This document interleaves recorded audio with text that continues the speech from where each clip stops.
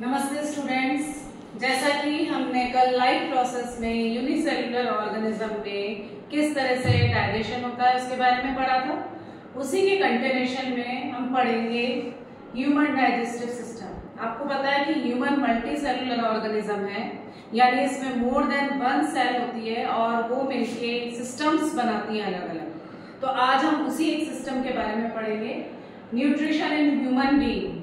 Human being omnivorous होता है। ओमिनिवोरस का मतलब क्या होता है कि वेजिटेरियन भी है और नॉन वेजिटेरियन भी है, यानी दोनों तरह के फूड वो खाता है। होलोजोइक टाइप ऑफ न्यूट्रिशन हमने पढ़ा है अभी, कि जैसे कल अमीबा में भी हमने पढ़ा था कि उसमें वही स्टेप्स होते हैं। कंप्लीट फूड इंजेस्ट होता है, फिर डाइजेस्ट होता है, एब्जॉर्ब होता है, असिमिलेट होता है और इजेस्ट होता है। वही स्टेप्स यहाँ पे फॉलो होते हैं। ह्यूमन डाइजेस्टिव सिस्टम की सबसे पहले हम स्ट्रक्चर पढ़ेंगे। ह्यूमन डाइजेस्टिव सिस्टम को हम टू पार्ट्स में डिवाइड करते हैं। एक तो होती है एलिमेंट्री कैनाल और दूसरी होती है डाइजेस्टिव ग्लैंड्स। एलिमेंट्री कैनाल क्या है? Alimentary canal long tube like structure है जिसके अलग अलग पार्ट्स होते हैं। माउथ होता है, जैसे हम यहाँ से आपको एक्सप्लेन करें डायग्राम से, ये माउथ है।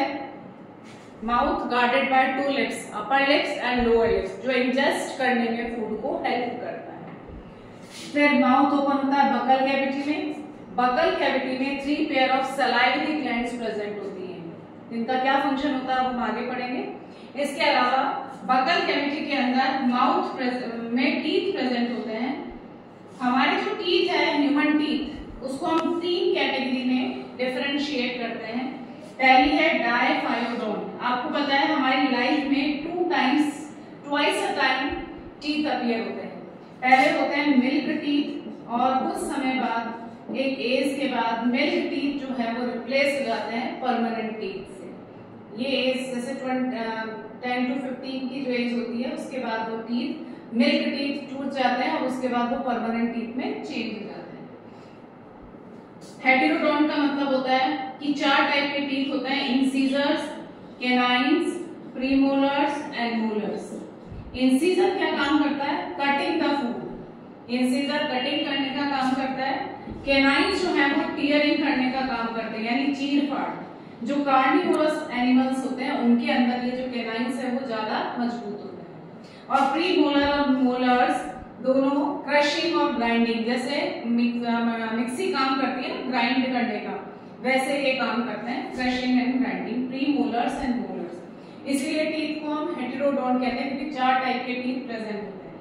थीकोडोंट का मतलब है कि टीथ हमारे सुपरफिशियल नहीं है, टीथ एम्बेडेड हैं सॉकेट्स ऑफ जॉज में, यानी जॉज के अंदर वो एम्बेड रहते हैं, इसलिए हम उसको थीकोडोंट कहते हैं।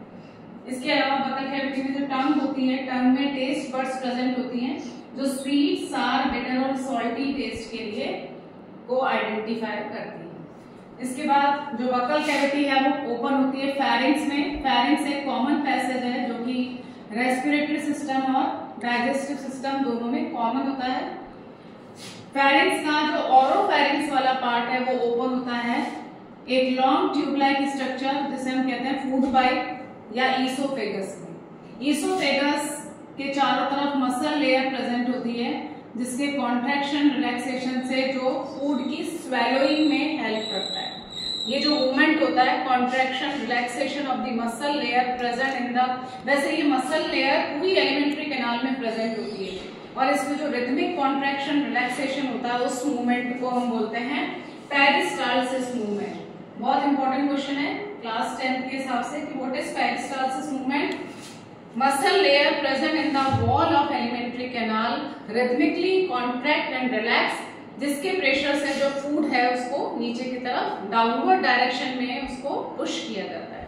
तो पेरिस्टाल्टिक मूवमेंट मसल लेयर का फंक्शन है। उसके बाद आ जाता है जे शेप स्टमक। स्टमक के अंदर गैस्ट्रिक ग्लैंड्स प्रेजेंट होती हैं।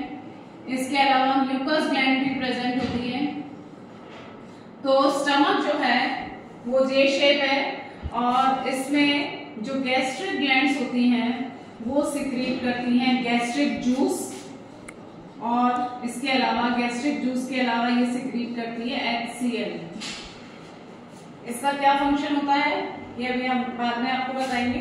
फिर स्मॉल इंटेस्टाइन वाला पार्ट आ जाता है। स्मॉल इंटेस्टाइन के 3 पार्ट हैं, डिओडेनम, जैजुनम और इलियम। ये स्मॉल इंटेस्टाइन का पार्ट है। ये सी शेप डियोडेनम है, नीचे की तरफ ये जैजुनम है, फिर इलियम। उसके बाद लार्ज इंटेस्टाइन आती है। लार्ज इंटेस्टाइन के 3 पार्ट हैं, सीकम, कोलोन और रेक्टम। कोलोन में ऊपर की तरफ जो कोलोन जा रही है उसे असेंडिंग कोलोन कहते हैं, इसे हम ट्रांसवर्स कोलोन कहते हैं। नीचे की तरफ जो जाती है उसे डिसेंडिंग कोलोन कहते हैं। यहाँ पर इलियम और सीकम के जंक्शन पे एक अपेंडिक्स प्रेजेंट होती है, वर्निफॉर्म अपेंडिक्स। ये वेस्टिजियल ऑर्गन है, वैसे इसका कोई फंक्शन तो नहीं होता है, लेकिन कभी कभी ये हमारे इनलार्ज होने लगती है और फिर प्रॉब्लम क्रिएट करती है। उस केस में पेन होता है, उसको इसके लिए हमें उसको रिमूव करना पड़ता है बाय द ऑपरेशन, जिसको बोलते हैं अपेंडिसाइटिस।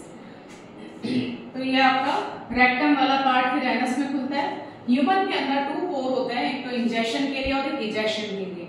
इंजेक्शन के लिए जो पोर होता है उसे माउथ कहते हैं, और एनस जो है वो इजेक्शन के लिए होता है, यानी फीकल मटेरियल को एक्सक्रीट आउट करने के लिए होता है। ये तो आपका ह्यूमन डाइजेस्टिव सिस्टम है। डाइजेस्टिव ग्लैंड्स जो हैं वो कौन कौन सी होती हैं? डाइजेस्टिव ग्लैंड में एक तो मैंने आपको बताया कि बकल कैविटी के अंदर salivary gland, 3 pair salivary gland के प्रेजेंट होते हैं जो सलाइवा रिलीज करते हैं।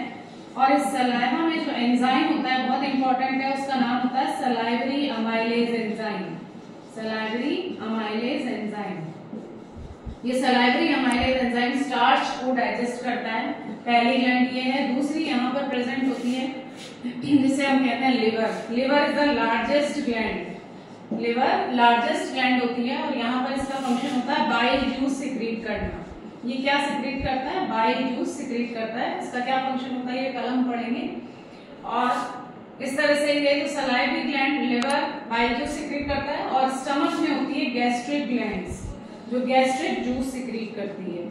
और ये गैस्ट्रिक ग्लैंड जो गैस्ट्रिक जूस सिक्रीट करती है, इसमें कुछ एंजाइम्स प्रेजेंट होते हैं जैसे रेनिन, पेप्सिन जो पेप्सिनोजन के फॉर्म में प्रेजेंट होता है। इसके अलावा यहाँ पे HCl भी सिक्रीट होता है। इन सब के क्या फंक्शन होता है उनके बारे में हम आगे वाले वीडियो में कंटिन्यू करेंगे। Thank you.